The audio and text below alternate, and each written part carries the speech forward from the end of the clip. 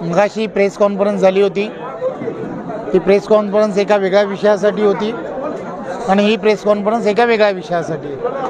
मी आपणा सर्वांना अत्यंत आनंदाची बातमी आहे, पृथ्वीराज पाटलांसारखा एक चांगला सामाजिक क्षेत्राची जाण असलेला, काँग्रेस पक्षामध्ये वर्षानुवर्ष काम करणारे असे नेते, सहकार क्षेत्रामध्ये काम करणारे अत्यंत चांगले असे कार्यकर्ते, हे आज त्यांनी ठामपणे निर्णय घेतला आहे की त्यांनी आदरणीय पंतप्रधान नरेंद्र मोदीजी, महाराष्ट्र राज्याचे लोकप्रिय असे मुख्यमंत्री आदरणीय देवेंद्रजी या सर्वांच्या नेतृत्वामध्ये भारतीय जनता पार्टीमध्ये प्रवेश करण्याचं त्यांनी ठरवलं आहे।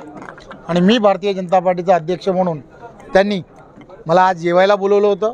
जेवायला बोलवल्यानंतर माझ्या कानात थोडंसं सांगितलं की मला भाजपात यायचं आहे। मी म्हटलं मी जेवून घेतो आणि नंतर मग आपण प्रेसला बोलू। त्यामुळे आज आपल्या सर्वांच्या समोर हे सर्व आम्ही यासाठी सांगतो आहे की ते लवकरच देवेंद्रजींच्या ज्या दिवशी देवेंद्रजी वेळ देणार आहेत त्या वेळेच्या दिवशी ते भारतीय जनता पार्टीमध्ये प्रवेश करतील। मला थोडासा वेळ नव्हता, थोडासा प्रदेशाध्यक्ष म्हणून माझ्याकडे वेळ नसल्यामुळे मी सांगितलं की पृथ्वीराज चव्हाण कसे मोठे व्यक्तिमत्व आहे, त्याचप्रमाणे पृथ्वीराज पाटील हे सुद्धा एक फार मोठं व्यक्तिमत्व आहे। गेली वर्षानुवर्ष एक चांगलं नेतृत्व म्हणून ते काम करत आहेत। त्यामुळे त्यांचा प्रवेश हा थोडासा का होईना चांगला दमदार झाला पाहिजे आणि तो दमदार प्रवेश जावा। आणि त्यांचा आग्रह होता की माझ्या घरी आला पाहिजे।